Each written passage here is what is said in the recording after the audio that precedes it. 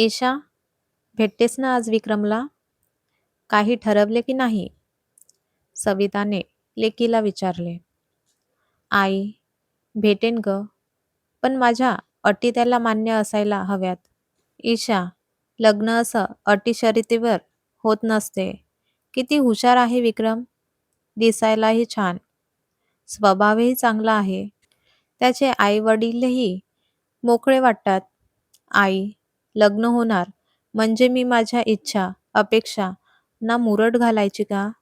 आता पूर्वीसारखा जमाना नाही राहिला. स्त्रिया आता घराबाहेर पडून आपलं कर्तृत्व सिद्ध करत आहेत.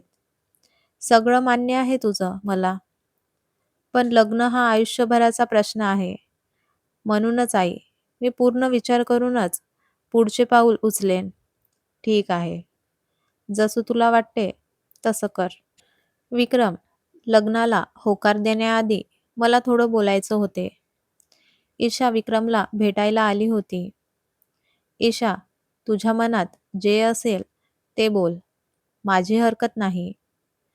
विक्रम, हे बघ, मी जस्ट MBA पूर्ण केले आहे. तेही सिम्बोयसिस इन्स्टिट्यूटमधून. मी कायम कॉलेजमध्ये टॉपर होते. मी एक ॲम्बिशियस मुलगी आहे, जी आजच्या काळात जगते. आय नो ईशा, म्हणूनच तू मला आवडली आहेस. विक्रम, मी लग्नानंतर जॉब करणार आहे. घरात मी लक्ष देईन, पण पूर्णपणे घराला वाहून नाही घेणार. माझी फर्स्ट प्रायोरिटी माझा जॉब असेल. मुलं जन्माला कधी घालायचे हा सर्वस्वी माझा निर्णय असेल. जर तुला हे मान्य असेल, तर मी तुझ्या प्रपोजलचा विचार करेन. विक्रम तिच्याकडे बघून हसत होता. ईशा, अगं आत्ताच हे सगळं सांगायला हवे का? तू जॉब कर, माझी काही हरकत नसेल. पण पुढचे प्लॅन्स आता का ठरवायचे? कारण एकदा लग्न झाले की मुलीला काही बोलता येत नाही. तिला जबाबदारीच्या ओझ्याखाली गप्प राहायला सांगितले जाते. घरचे रीतिरिवाज तिलाच पाळायची सक्ती केली जाते. ईशा, मला तुझे बोलणे पटते आणि ते बरोबरही आहे. पण लग्नानंतर आपल्यात एक नातं निर्माण होईल. त्यात प्रेम, आपुलकी आणि जबाबदारीही असेल. काही तडजोडी मी करेन, काही तुला कराव्या लागतील. पण त्या एकमेकांसाठी केलेल्या असतील. त्यात ही आपलेपणाची भावना असेल. आधी आपल्यात सुंदर नातं तर निर्माण होऊ दे. बाकी गोष्टी आहेतच ना. ईशाला विक्रमचे बोलणे त्यातले मार्दव आवडले. तिच्या नजरेत त्याला प्रेम दिसलं. विक्रम, तू सोबत असशील तर मी या लग्नाला तयार आहे. ईशा हसत म्हणाली. विक्रमने तिचा हात हातात घेतला. मला तुझ्याकडून याच उत्तराची अपेक्षा होती. दोघे मग आनंदाने घरी परतले. थोड्याच दिवसात विक्रम आणि ईशाचे लग्न झाले. आठवडाभर दोघे हनीमूनला जाऊन आले. ईशाने जॉबसाठी बऱ्याच ठिकाणी अप्लाय केला होता. विक्रमची आई वनिता घरात सगळे काम करत असायच्या. विक्रमची बहीण लग्न करून सासरी गेली होती. ईशाला स्वयंपाक वगैरे इतका जमत नव्हता. तरी ती वनिताला जमेल तशी मदत करत होती. एक दिवस ईशाने स्लीवलेस कुर्ता घातला. तसे वनिता म्हणाली, ईशा, अगं आता तू या घरची सून आहेस. तेव्हा असे स्लीवलेस कपडे नको वापरू. बरे नाही दिसत ते. अहो आई, आजकाल असे ड्रेस कॉमन आहेत. त्यात काय एवढे? ईशा, घरात तुझे सासरे आहेत हे विसरू नकोस. मग ईशा नाराजीने रूममध्ये गेली. विक्रम त्याचा आवरत होता. ईशा, काय झाले? अशी चेहरा पाडून का आलीस? विक्रम, या ड्रेसमध्ये काय वाईट आहे सांग? फक्त स्लीवलेस आहे म्हणून तो घालायचा नाही का? इशू, एक माझं. जरा तिला बेडवर बसवत तो म्हणाला. आई जरा जुन्या विचारसरणीची आहे. तिला या गोष्टी बघण्याची सवय नाही. आता तुझ्यामुळे होईल, पण थोडे दिवस तिच्या कलांना घे ना प्लीज. विक्रमच्या बोलण्याने ईशाने ड्रेस चेंज केला. विक्रम, अरे आपल्या गावची देवीची यात्रा आहे. दरवर्षीची. आपल्याला जायला हवे. आई त्याला सांगत होती. हो आई, जाऊयात आपण सगळे. रात्री ईशा त्याला म्हणाली. विक्रम, अरे गाव किती लांब आहे. आपले कुठे? त्या कर्नाटक राज्यात. जायला यायला किती वेळ लागेल? कसं शक्य आहे हे? येशू, ती देवी आमचे कुलदैवत आहे. जायला हवे. असे पण आपले लग्न झाले आहे. आशीर्वाद घेऊन येऊ. विक्रम, सगळं तू आईचे ऐकतोस का? त्यांच्या होला हो. अरे मला अचानक इंटरव्ह्यूसाठी बोलावणे येईल. या ट्रिपमुळे माझी संधी नको मिस व्हायला. इशू, एक नोकरी गेली तर दुसरी मिळेल. तू आहेस इतकी हुशार. आता आईला शब्द दिलाय मी. ईशा चरफळतच राहिली. तिने आईला कॉल लावला. ईशा, अगं आताच नवीन लग्न झालंय तुमचं. जरा सासरच्या रीतीने वाग, काही फरक नाही पडत. तुझी मर्जी नको चालव. सुरुवातीला सगळ्याच जणी या परिस्थितीमधून जातात. नंतर मग सगळं मनासारखे होते. जरा धीर धर. ईशा नाराज झाली. अरे लग्न झालो म्हणून काय माझे आयुष्य बदलून जाणार का? मला माझ्या मनासारखं जगायला वाट पाहावी लागणार. ईशा विचारात हरवून गेली. 2 दिवसांनी गावाला जायची तयारी केली.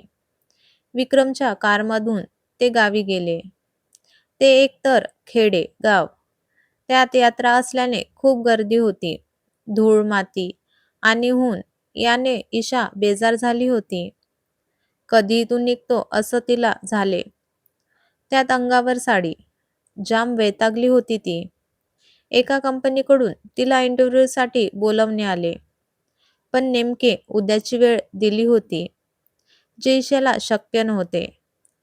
कारण अजून ते गावीच होते. विक्रम, मी बोलले होते तुला. गेली नाही संधी. तिने तो मेल त्याला दाखवला होता. ईशा, परिस्थिती समजून घेत जा. सगळं मनासारखं आणि तुझ्या वेळेनुसार होईल अशी अपेक्षा नको करूस. व्हॉट यू वॉन्ट से विक्रम, विसरलास लग्नाआधी आपलं काय बोलणे झाले होते? ईशा, आता मला कुठल्याच विषयावर काही बोलायचे नाही, ओके? गावावरून ते सगळे घरी परत आले. दुसऱ्या दिवशी सकाळी ईशाला कसे तरी अनइझी फील होत होते. मळमळत होते. तिला वाटले गावी राहिलो 2 दिवस तिथले जेवण पाणी बाधले असेल. ती काही न खाता रूममध्ये बसून होती. विक्रम ऑफिसला गेला होता. सहजच ईशाचे कॅलेंडरकडे लक्ष गेले आणि तिला एकदम झटका बसला. अरे, गेल्या महिन्यात मला पिरियड आलेच नाहीत. लग्न होऊन 4 महिने होत आले होते. लग्नानंतर एकदा पाळी येऊन गेली. ईशा पटकन मेडिकल स्टोअरमध्ये गेली आणि प्रेग्नन्सी किट घेऊन आली. तिने चेक केले तर ती प्रेग्नेंट होती. तिचं डोकं काम करेनासे झाले. संध्याकाळी विक्रम घरी आला. दिवसभर ईशाने पेशन्स ठेवला होता. तो आता संपला. विक्रम, मला तुझ्याशी बोलायचे आहे थोडे. इशू, जस्ट आलोय मी. मला चहा तरी दे. बोलू रात्री आपण. विक्रम, इट्स इम्पॉर्टंट. इशू, काय आहे इतकं? विक्रम, आय एम प्रेग्नेंट. मग काय यात काय बोलण्यासारखे? विक्रम, तू प्रिकॉशन्स घेत होतास ना? मग कसे झाले हे? आणि मलाच आता मूल नको आहे. अजून माझं नोकरीचे कुठे काही होत नाही. तुला काय म्हणायचे आहे? मी नेहमी प्रिकॉशन्स घेतली आहे. कधी कधी ॲक्सिडेंटली अशा गोष्टी घडतात. विक्रम, मी ऑपरेशन करणार आहे. तू उद्या माझ्यासोबत हॉस्पिटलमध्ये येतो आहेस. सकाळी ते दोघे आवरून निघाले. तेव्हा घरात सांगणे भाग होते. आई म्हणाल्या, ईशा, अगं पहिल्यांदा असे गर्भपात केले तर पुढे मूल होण्यात अडचण येऊ शकते. बघ, विचार कर. नाही आई, मी पूर्ण विचार केला आहे. मला या मुलाच्या बेडीत अडकवून तुम्ही जर मला घरी बसवण्याचा विचार करत असाल तर ते शक्य नाही. ईशा, तुला का अडकवून ठेवू आम्ही? असा विचार पण नाही आमच्या मनात. आई म्हणाल्या, मला नको आहे आता हे मूल. चल विक्रम. ईशा, जरा बोलण्यावर संयम ठेव. कोणाशी काय बोलतो याचा विचार करत जा. And give respect to my parents. मीही तेच म्हणते विक्रम. लग्न होऊन 4 महिने झाले आणि लगेच मी प्रेग्नेंट राहू? माझं करिअर माझ्यासाठीही महत्त्वाचे आहे. ईशाने अबॉर्शन केले. थोड्या दिवसात तिला एका कंपनीकडून जॉबची ऑफर आली. आता ईशाही ऑफिसला जाऊ लागली. कमी पगार होता सुरुवातीला, पण घरी बसण्यापेक्षा बेटर म्हणून तिने ही नोकरी स्वीकारली. असेच वर्ष होत आले. एकदा ईशाच्या ऑफिसमध्ये पार्टी होती, त्यामुळे ती उशिरा घरी आली. त्यावरून आई तिला बोलल्या, असं घरच्या सुनेने इतका वेळ बाहेर राहणे चांगले नाही म्हणाल्या. यावरून पुन्हा विक्रम आणि ईशामध्ये वाद झाला. हल्ली ईशा विक्रमच्या जास्त जवळ पण जात नसे. मागच्या अनुभवावरून तिला पुन्हा प्रेग्नेंट होण्याची भीती होती आणि तिला मुलात अडकून पडायचे नव्हते. कंटाळा आला आहे, दमले आहे, अशी कारणे ती विक्रमला देत असे. यावरून तोही चिडचिड करत असे. ईशाचे काम आणि प्रामाणिकपणा बघता तिला ऑफिसमध्ये लगेच इन्क्रीमेंट मिळाले. पुढे तिला प्रमोशनचे चान्सेसही होते. त्या डेडिकेशनने ती काम करत होती. विक्रमच्या ऑफिसमधून त्याला त्याच्या कंपनीच्या सिंगापूर ब्रांचमध्ये प्रमोशन दिले. तो तिथला मेन हेड झाला होता. घरी पेढे घेऊन आला तो. आईबाबांना ही बातमी सांगितली. ते खुश झाले. काही वर्ष मात्र त्याला सिंगापूरला जावे लागणार होते. ईशा अजून घरी आली नव्हती. ईशा घरी आली तसे विक्रमने तिला ती बातमी सांगितली. विक्रम, पण तू ही ऑफर का घेतलीस? माझा विचार केलास का? इशू, कसला विचार करायचा? अगं, डबल पगार, राहायला फ्लॅट, गाडी, सगळं कंपनी देणार आहे आणि दरवर्षी फॉरेन ट्रिप दोघांसाठी. यात मी कुठे आहे Vikram? And what about my job and career? Ishu, अगं सिंगापूरमध्ये तुलाही जॉब मिळेल. कधी? तिथे राहून 4-6 महिने शोधाशोध केल्यावर जॉब मिळेल ना मिळेल. तोपर्यंत तुझी बायको बनून राहू फक्त. अरे, तुला नेमका कसला प्रॉब्लेम आहे? नवऱ्याला प्रमोशन मिळाले याचे तुला आनंद नाही झाला का? आणि सारखा तू तुझा जॉब, तुझं करिअर यावरच बोलत असतेस इशू.